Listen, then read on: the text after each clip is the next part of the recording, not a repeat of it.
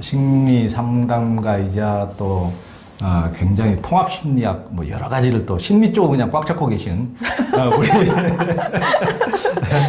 박미라 소장님을 뵈러 왔습니다. 박미라 소장님은 네. 최근에 이제 너무 좋은 책을 펴내가지고 상처 입은 당신에게 글쓰기를 권합니다.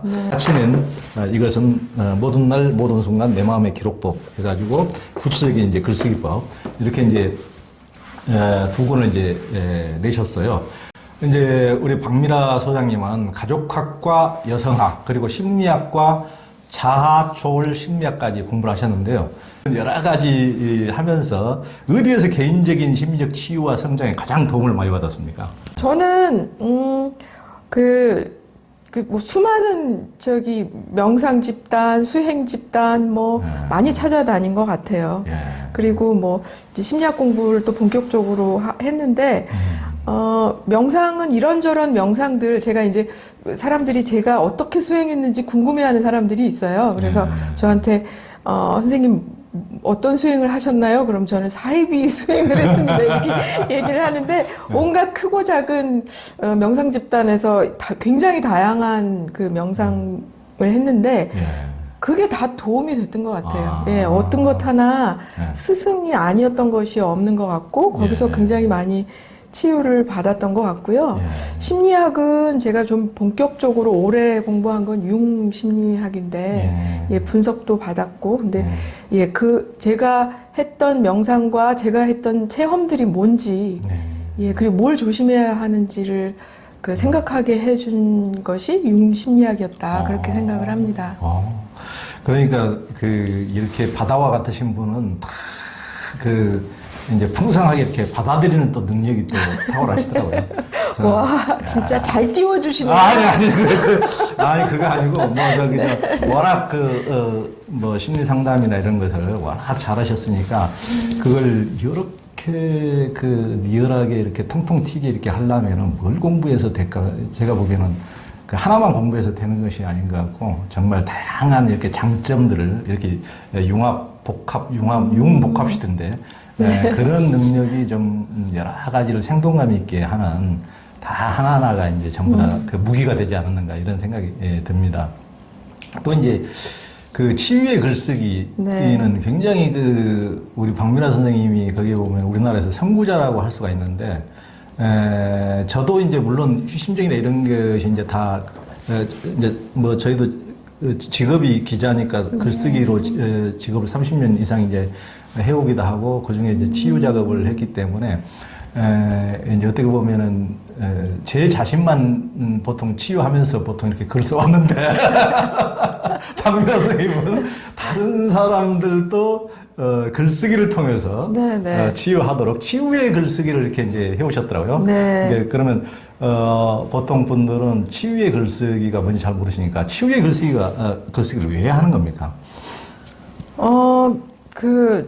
치유의 글쓰기가 행복해지니까 하는 거고요. 크게 말씀드리면 쓰고 나면 더 행복해지니까 하게 되는 것 같아요. 근데 이제 그 행복이 어떻게 오느냐 하면 굉장히 많아요.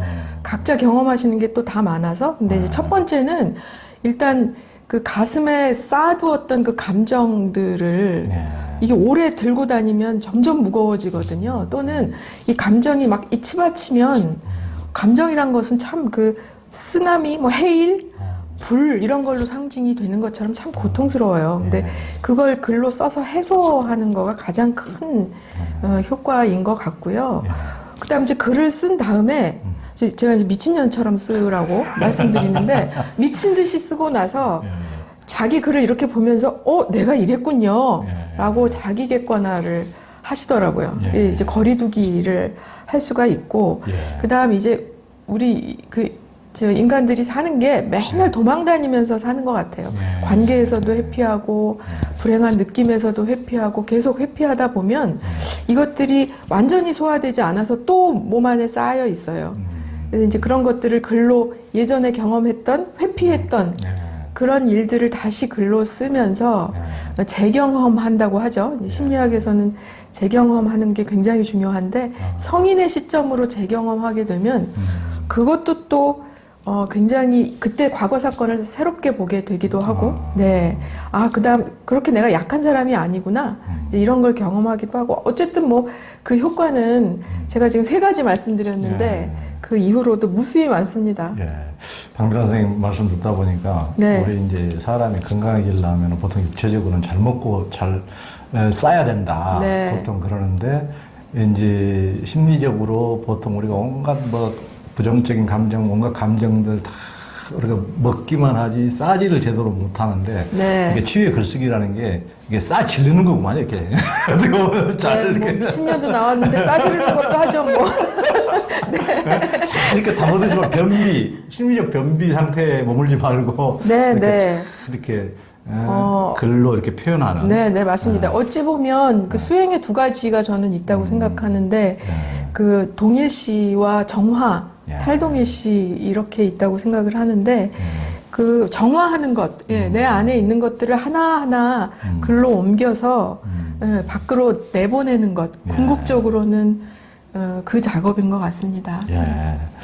그 이제 이 상처 입은 당신에게 글쓰기를 권합니다. 이것하고 이제 모든 날 모든 순간 내 마음의 기록簿 이렇게 이제 신간 2권에서 쓰기를 네. 통해서 치유된 이제 많은 사례를 이제 소개해 줬어요. 여기 읽어보면은 제가 보기에는 본인이 쓰는 것도 상당히 도움이 되지만은 이제 다른 사람의 이걸 저는 이거 읽어보면서도 굉장히 치유가 되는 느낌을 받았는데요. 네.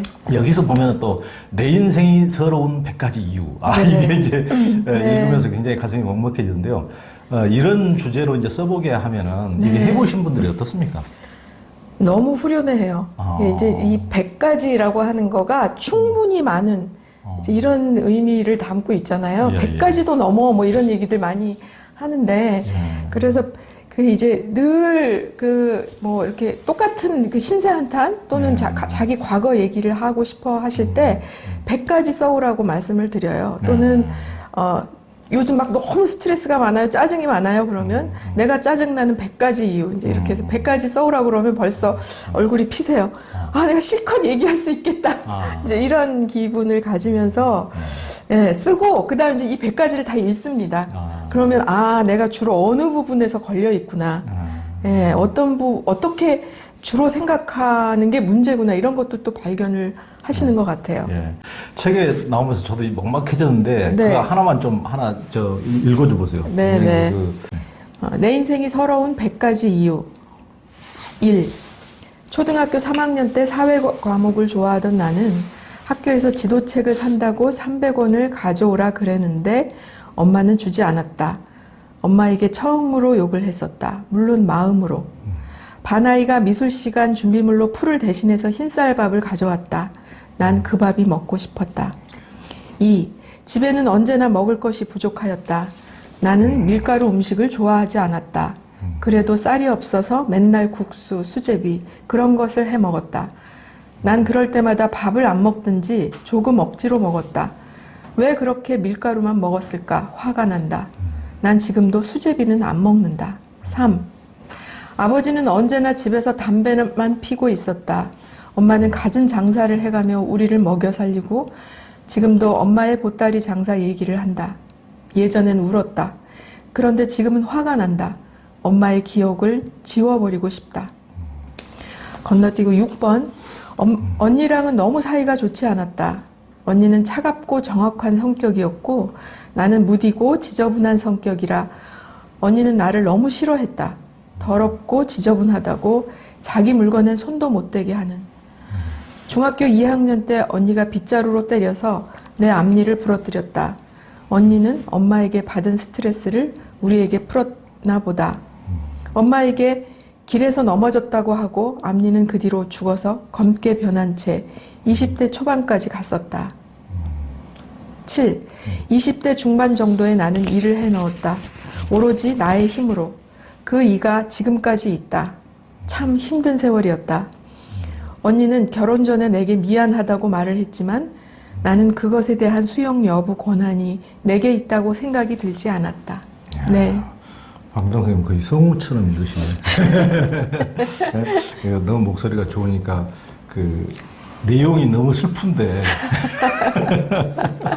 너무 슬픈 걸 너무 낭낭한 목소리로 읽으신 거 아닐까? 좀 울면서 읽어야 되는데 많이 울었죠. 예전에 그러니까. 진짜 즉석에서 읽었을 때는 그러니까. 예, 많이 울었습니다. 본인들은 읽으면서 좀 울겠어요, 진짜. 네. 그리고 그렇게 말씀하시는 분이 있어요. 그래도 쓸 때는 몰랐는데 네. 낭독하니까 울음이 올라오네요. 이렇게 그러니까. 말씀하시는 네. 분들도 있어요. 그럴 것 같아요. 그러니까 다른 사람이 그 인생에 대해서 이렇게 쓴 걸 듣는 사람도 울 것 같고. 네. 굉장히 진짜 너무 처절한 얘기니까. 네. 야, 남이 싸운 풀로 싸운 밥을 얼마나 배고프면 그걸 먹고 싶고. 정말 300원 안 준다고 엄마한테 욕이 나올. 네. 정말 진솔한 고백이네요. 네. 그러니까 이제 박미라 소장님 이제 글을 쓰는 데는 그냥 머리로 하지 말고 온 몸, 네. 즉 심장과 내장과 두 팔 모두 동원해서 바보가 되어 시작해라. 네, 네. 고통에 울부짖는 짐승처럼 볼썽사나운 모습으로 시작하라는 네. 어떤 나탈리 골드버그의 글을 인용해서 그렇게 쓰라고 했는데요. 네. 어떻게 그렇게 써야 됩니까? 진심을 다해서 네. 예, 자기가 하고 싶은 말을 바닥까지 꺼내 올려서 쓰는 거죠. 뭐, 예. 아, 이거는 여기까지는 너무하는 것 같아. 아. 라고 생각하지 않고, 속에서 올라오는 온갖 야수의 음성을 받아 적는데, 그렇게 될 경우, 이제 사실은 신체 감각들이 다 막 일어나요. 네. 그래서 막 어깨도 막 그 고추 서거나, 호흡이 가쁘거나, 심장이 막 아파오거나, 그런 신체 감각을 경험을 하십니다. 네. 그럼 이제 저는 신봤다 그거. 오늘 신봤다 선생님 이제 이렇게 말씀을 드려요. 잘 쓰시고 있는 거고 그걸 더 많이 써 보시라 이제 이렇게 말씀을 드리죠. 예. 그러니까 자기 검열을 하지 말고 네, 네. 있는 그대로 그냥 뿜어내라는. 네, 네. 그걸 뿜어내고 나면 사람들은 그걸 뿜어내고 나면 내가 짐승처럼 될 거라고 생각하시는데 그걸 종이 위에 뿜어내고 나면 나는 굉장히 편안해지고 이성적이어지고 합리적이어져요. 예. 그래서 그런 짐승처럼 쓰시라. 네. 좋죠. 그러니까 여기서 진짜 이 종이야말로 어떻게 보면 가장 안전한 공간인데 아무리 이제 박미라 소장님의 거친 표현으로 미친년처럼 하거나 짐승처럼 하더라도 가장 안전한 공간인데 여기다 안 하고 밖에 나가서 집에서 남편이나 자식들한테 그렇게 뿜어내버리든지 직장 동료한테 뿜어내든지 친구한테 뿜어내면 이거 돌이킬 수 없는 이제 관계가 이렇게 될 수가 있는데 실은 여기다 여기가 세상에서 제일 안전한 공간이죠. 여기다는 마음껏 뿜어낼 수 있는 그게 이제 그렇게 함으로써 이제 우리가 정화될 수 있다는 거겠죠. 네네. 그래서 감정을 제가 억누르지 말고 느끼세요 이렇게 얘기하면 느끼면 가서 막 화내게 되는데 어떻게 해요? 이제 이렇게 걱정하시는 분들이 있는데 그게 이제 남에게 가서 직접 화를 내는 게 액팅 아웃이에요. 예, 액팅 아웃 하지 말고 액팅 아웃 하는 것도 사실은 이 고통을 내가 제대로 느끼기 싫어서 사실은 누군가에 가서 뿜어내는 거거든요. 예, 그래서 글을 쓰면서 그 분노를 그냥 느껴보시라. 예, 그러면 남에게 화가 그렇게 크게 나지 않는 나를 경험할 수 있을 것이다 이렇게 말씀을 드리죠. 예, 그렇죠. 그러니까 여기서 엄청나게 그 압력이 뭐 압력밥솥처럼 압력이 차있다. 여기서 뿜어내고 나면은 더 이상 뿜어낼 게 많이 남지 않겠죠. 네네. 그러면 이제 이성적인 그 대책이 나와요. 아, 내가 이 부분은 남편에게 또는 아이에게 이런 식으로 얘기해야 되겠다. 이 감정이 좀 사그라들고 나면 합리적인 대책들이 생각이 나죠. 네. 그러겠네요. 그 이제 보통 사람은 속에 있는 욕망을 보통 감추고 살잖아요. 내가 만약에 욕망을 이렇게 꺼내놓고 오면 저도 그러는데 이렇게 시커먼 속을 이렇게 다 보내면 다른 사람들이 나를 도무지 어떻게 생각했냐. 다른 사람들이 이거 조연TV 유튜브 저 사람 굉장히 막 멋있는 사람인 줄 도덕군자인 줄 알고 있는데 이 정말 있는 그대로 이렇게 다 보이면은 견딜 수 없어. 이제 저부터도 당연히 이제 그렇게 생각하는 경우가 많은데 이게 이제 얼마나 내가 천박한 인간인지 욕망꾸러기인지 그걸 들킬까봐 이제 두려워하죠. 그런데 이제 박미라 소장님께서는 그런 발설 욕망이 자기 치유의 열쇠라고 했어요. 이제 박사님 개인적으로도 발설의 욕망을 느끼신다면서요? 당연하죠. 다 당연하지 않나요? 그 아무리 내향형의 사람이라도 자기 자신을 누군가에게 표현하고 싶은 그런 어떤 기대감은 평생 안고 사는 것 같아요. 근데 저도 제가 이렇게 남들이 보기에 되게 점잖하고 순하고 이런 사람처럼 느끼시는데 제가 열불이 올라온다 이런 표현 많이 하거든요. 진짜 열불이 올라오는 경험을 평생 하고 산 사람이에요. 남들이 이제 보시는 것 또는 투사하는 것, 나에게 투사하는 것과 상관없이 제가 또 내적으로 경험하는 것들이 있는데 이걸 숨기고 있으면 왠지 사람들을 기만하는 것 같은 생각이 들고 그다음 이제 이걸 숨기고 있으면 사람들이 더 저에게 착한 사람, 거룩한 사람이 되기를 원하는 게 있어요. 그래서 제가 이제 자꾸 얘기하고 싶죠. 제가 열불이 났다. 아주 사소한 일에 그 이기심이 올라와서 참을 수가 없었다. 이런 얘기들을 많이 하고 싶어요. 예. 근데 이제 그래도 넌 다르잖아. 그러면 정말 속상하죠. 예. 자기의 깊은 이제 고민을 털어놓을 때 이제 아무나 털어놓을 수는 없잖아요. 아무한테나. 그러니까 부모나 형제나 친구나 또 상담자 혹은 성직자 이런 사람들한테도 대상이 있을 텐데 어떻게 털어놓을 대상을 선택하는 게 좋습니까? 제가 늘 말씀드리는 거, 이거 글쓰기, 내 마음의 기록법에도 나와 있는 글쓰기법인데요. 나의 말을 잘 들어줄 것 같은 사람. 내가, 파츠로 매주를 쓴다고 해도 믿어줄 것 같은 사람에게 내 고민을 털어놔라. 이렇게 말씀을 드려요. 근데 대부분은, 내 얘기를 듣고 정확하게 판단해 줄 것 같은 사람? 그런 엄격한 사람에게 자꾸 털어놓고 싶어 하세요. 그럼 실패해요. 특히나 이제 나에게 상처를 준 사람에게 바로 가서 얘기하고 싶어 하시는 경우도 굉장히 많아요. 근데 그렇게 하면 싸움이 나요. 예, 그래서 먼저 수용해 줄 사람, 긍정해 줄 사람, 맞아, 나도 그런 경험 있었어. 이렇게 공감해 줄 수 있는 사람에게 여러 번 털어놓으세요. 그리고 나면 힘이 생겨서 나에게 상처 준 사람에게도 얘기할 수 있게 돼요. 예, 그래서 여기 지금 성직자 이렇게 말씀을 하셨는데, 글쎄요. 성직자에게 털어놓으시는 거는 어떤 부분에서 심리학적으로 나의 초자아에게 털어놓는 것이 될 수 있는데, 초자아는 엄격해요. 그래서 이렇게 털어놓으시는 거가, 물론 인정받으면 그만큼 더 좀 만족감을 얻긴 하시겠지만 성공 확률은 적다. 예, 그렇게 말씀을 드리고 싶어요. 그러니까 성직자한테는 아까 박미라 소장님이 막 거칠게 막 야수처럼 뭐 이렇게 다 이제 뿜어내야 된다고 하는데 그렇게 하기가 좀 어렵잖아요. 솔직히. 그 고귀하신 분들에게 이렇게 좀 그렇게 아마 이제 그걸 말씀하시는 것 같은데 진솔하게 있는 것을 다 끄집어내기가 참 어려운 것 같고 그래서 이제 박 소장님도 책에도 이제 그런 대목을 굉장히 이제 주의 깊게 써놓으셨던데 예를 들면 그냥 누군가 이렇게 꺼내놓고도 이렇게 이제 후회하게 되는 그 사람이 또 나의 약점을 잡고 또 악용하기도 하고 실은 이게 심리 상담뿐만 아니고 의사도 굉장히 의사로서의 그런 암 정보를 발설하지 않는다는 게 이미 불문율로 완전히 그게 이제 히포크라테스 선서에도 다 들어가 있는데 이제 심리 상담도 마찬가지일 거고 그렇게 해야 되는데 이제 보통의 일반인들 같은 경우 그런 게 없이 그냥 고백했다가 그걸 나의 약점을 잡고 우리서 다른 사람한테 얘기하고 다닌다든가 그렇게 될 경우는 굉장히 이제 치명적인 게 될 수 있잖아요. 그렇죠. 그래서 이제 그런 또 말을 하고 나서 그런 걱정이 된다면 아마 그 말한 집단 자체가 안전하다는 느낌을 못 느끼셔서 그런 걸 거예요. 그래서 그리고 또 한편으로 저는 그런 얘기도 해요. 자기의 비밀을 보유하고 있는 것도 힘이다. 예, 그래서 이 힘이 없는 분들은 누구에게나 그 얘기를 하면서 그러니까 나를 잘 봐주세요라고 얘기하고 싶어 하기도 해요. 그러니까 거의 습관적으로 이렇게 바치는 거예요. 나의 비밀을.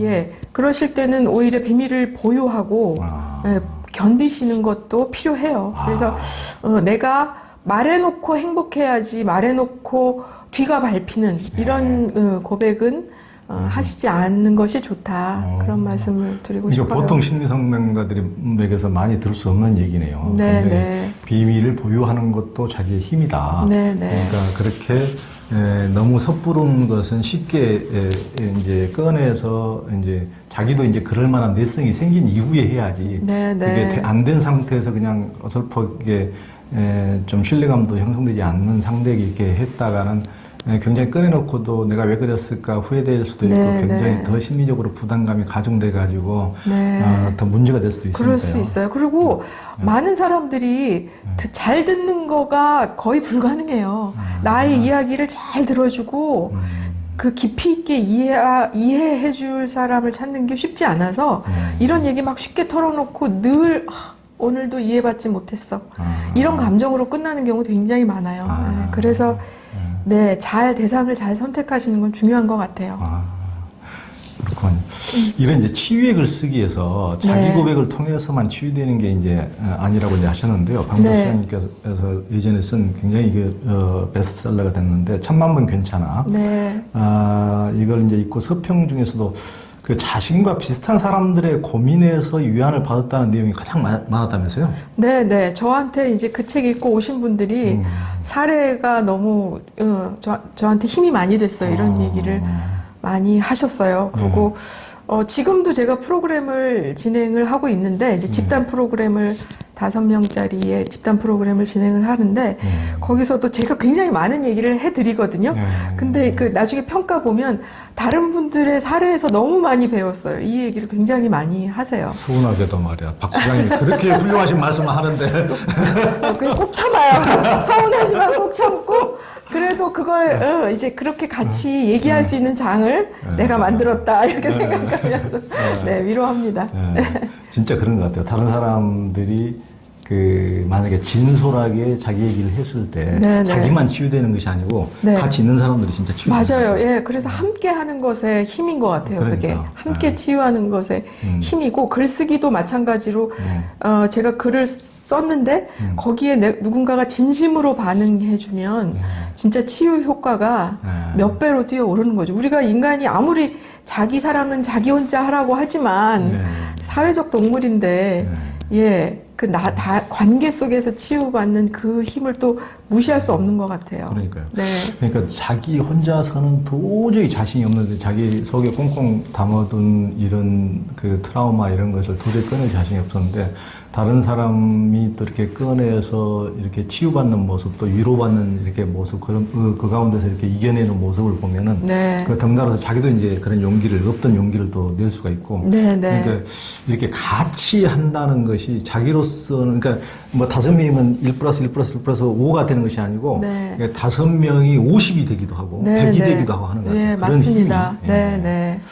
이게 같이 한다는 게 굉장히 인간에게는 굉장히 엄청난 장점이 있는 것 같아요. 네, 그래서 같이 하는 사람들 간의 규칙, 룰, 예의, 뭐 이제 이런 것들이 또 필요한 것 같아요. 예, 그 치유의 효과를 배가시키기 위해서 그 규칙을 좀 지켜주시면, 네, 같이 하는 것의 힘은 정말, 예, 상상 이상인 것 같습니다. 그 박 소장님은 이제 소통에도 나름의 이제 경지학이 있다고 했어요. 네. 한쪽은 늘 죽는 소리만 하고 네. 나머지 쪽은 늘 들어주기만 하다 보면 이제 지친다는 거죠. 네, 네. 어떤가요, 그게 이제 그 들어주는 사람은 아마 어린 시절에 부모 얘기도 들어줬을 거예요. 그 역할을 계속 해요. 그 역할을 했을 때 얻는 실이 있기 득이 있기 때문에 뭔가 좋은 점이 있기 때문에 이제 그 역할을 기꺼이 맡죠. 그래서 이제 모든 관계에서 먼저 들어주는 것부터 시작을 해서 이 사람 참 좋은 사람이다라는 호감을 느끼게 만들어요. 근데 이제 문제는 들어주는 사람에게도 하고 싶은 말도 있고 삶의 고난들도 있는데 이건 위로받거나 털어놓을 데가 없고 계속 똑같은 얘기를 이제 친구의 똑같은 얘기를 듣게 되는 거죠. 네, 만나면 정말 1시간이고 2시간이고 전화도 마찬가지고요. 예, 그러면서 이제 계속 지지해줘, 격려해줘 이런 표정을 지으면 이제 오랜 시간이 지나면 지치죠. 그러니까. 예, 그러면 이 친구 관계는 이미 친구 관계가 아니에요.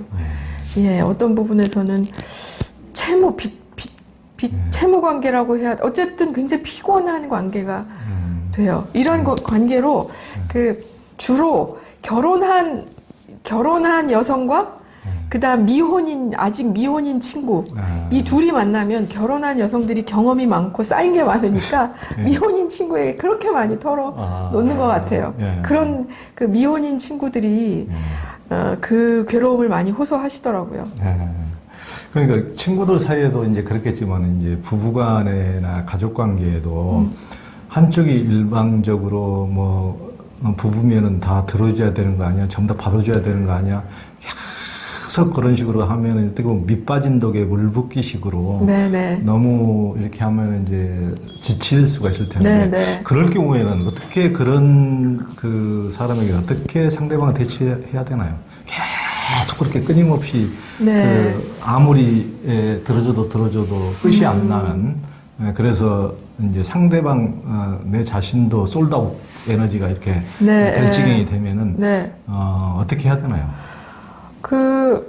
근데 이제 저는 하소연을 하는 사람뿐만 아니라 들어주는 사람에게도 그건 그 관계에서 책임이 있다 이렇게 봐요.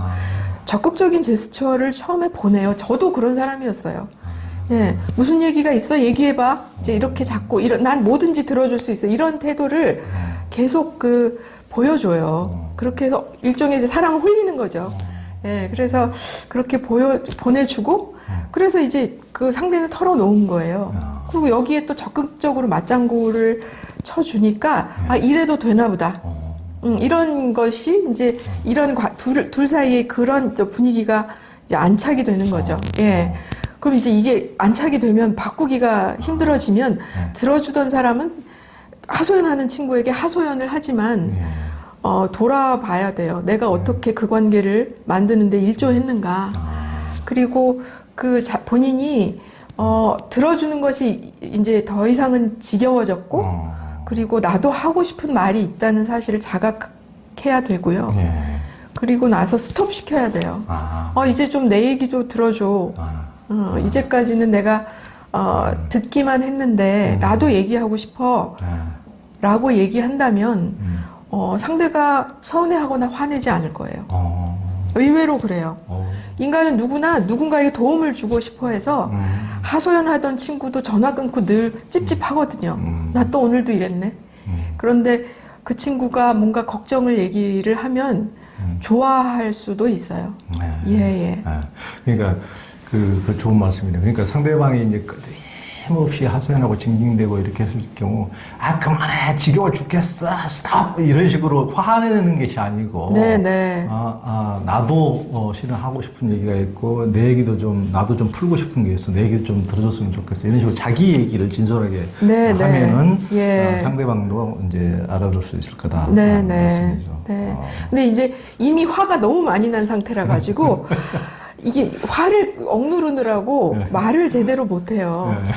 근데 그럼에도 불구하고 하셔야 돼요. 안 그러면 그 관계는 끝나는데 그렇게 관계를 여기저기 다 끝내다 보면 관계가 남아있지 않아요. 왜냐하면 다 그런 식으로 관계를 맺었거든요. 그러니까. 저도 이제 어렸을 때 저희 이제 남동생하고 나이 겨울이 2살밖에 안 돼가지고 늘 많이 잘 싸웠는데 싸워가지고 뭐 이렇게 엄마가 오면 이제 하소연하면 엄마가 니들은 똑같으니까 싸운다고 그러면 그때 제일 화가 났는데 아니 지하고 나하고 뭐가 똑같냐고 말이야 내가 이제 그런 말이 되게 싫었는데 박 소장님은 이제 책에서 이렇게 싸움 갈등은 투사에서 시작되고 우리는 왕성한 투사 제조기라고 했어요. 그 투사가 내 마음에 억눌러 놨던 것 또는 내가 알지 못했던 측면을 상대에게 그 측면을 상대에게 보내서 상대가 그렇다라고 생각하는 거예요. 예를 들면 제가 누군가와의 관계에서 실증이 났는데 그 실증이 나는 실증을 내고 이런 사람이 아니야. 관계에서 이제 이런 생각이 있으면 그 실증이 났다는 생각을 억눌러 놓고 제가 나한테 실증이 났나 봐. 저 봐봐. 하는 행동 하나하나가 나한테 실증 난 것 같아. 계속 이런 식으로 트집을 잡아요. 그리고 서운해하죠. 그래서 너 왜 나한테 실증 난 거야? 이제 약간 이런 쪽으로 사람을 몰아붙이게 돼요. 근데 가만히 보면 이미 내가 실증이 났고 내가 고무신을 거꾸로 신을 준비가 되어 있는 상태일 수도 있다. 예, 그런 것들을 이제 보셔야 되고 또 하나는 너무나 과도한 이상적 기대감을 이제 상대에게 뒤집어 씌우기도 하죠. 제 안에 있는 장점들은 보지 않고 상대에게 그것들을 뒤집어 씌워놓고 그 사람에게 그걸 해달라고. 이제 아주 대표적인 게 부부 관계에서 아내는 남편에게 아버지, 멋진 아버지상을 또 남편은 아내에게 완전히 그 자상한 어머니상을 이제 성모 마리아나 투사해놓고 관세음보살상을 네, 맞아요. 그러니까 나한테 그 정도는 해줘야 되는 거 아니야? 나하고 결혼했으면 다들 이제 이러는 거죠. 네. 근데 이제 상대가 능력이 없다 보니, 사람이다 보니, 그게. 누구나 사람이죠, 뭐. 그게 없어서 이제 실망하죠. 그럼 또 그 실망하면서 뭐라고 생각하냐면, 날 무시하는 거야. 날 우습게 보는 거야. 그러니까 안 해주지. 이제 이렇게 생각하는데, 무시도 실망도 아마 내 안에 있는 걸 거예요. 나에 대한 무시, 나에 대한 실망도 이미 내 안에 있는 것들. 을 상대에게 투사하는 것일 것이다. 네. 그러니까 그 투사라는 말이 굉장히 이제 심리학적인 용어고 고상하니까 그러지. 네. 우리가 이제 만약에 어디서든지 막 남을 막 욕하는 것만 좋아하고 또 비만을 하고 공격적인 사람, 그럼 남에게 아주 날카롭고 저 인간이 저렇게 문제가 있고 이제 하다면은 그걸 투사라 그러면은 자기가 바로 자기가 손가락질하는 손가락을 정반대로 자기가 바로 그런 인간이라는 거 아니에요, 어떻게 보면은. 네. 예, 그래서 모든 날 모든 순간 내 마음의 기록법에 보면 제가 가장 혐오하는 사람들 목록을 쓰게 하고요. 예, 어떤 점이 혐오스러운지 보게 하는데, 예, 그러면서 이제 그게 내 안에 없는지 한번 살펴보도록, 예, 그런 글쓰기 방법이 있어요. 예. 가장 뼈아픈 대목이겠네요. 네. 조심해야지. 박 소장님이 싫어질 수 있겠네. 와, 나를 그런 사람하고 같게 취급한단 말이야. 네. 근데, 같게 취급한다. 그런 것도 있다. 그런데 우리는 그래도 그런 걸 전면에, 내가 혐오하는 측면을 전면에 내걸고 그렇게 살지 않고 착하게 살려고 노력한다. 그것도 훌륭한 거죠, 사실. 네. 근데 다만, 그것이 내 안에도 있다는 걸 알아야 되고, 그게 저를 안 싫어하셔야 되는 게요. 뭐냐면 변명을 하자면, 예, 인간은 다 그렇기 때문에 그냥 연민을 가지고 우리 서로 나 자신도 그런 나 자신을 연민을 가지고 보자. 너무 그러면 안 돼. 막 이렇게 살지 말자. 이 말씀을 드리고 싶은 거예요, 저는. 네. 그렇죠.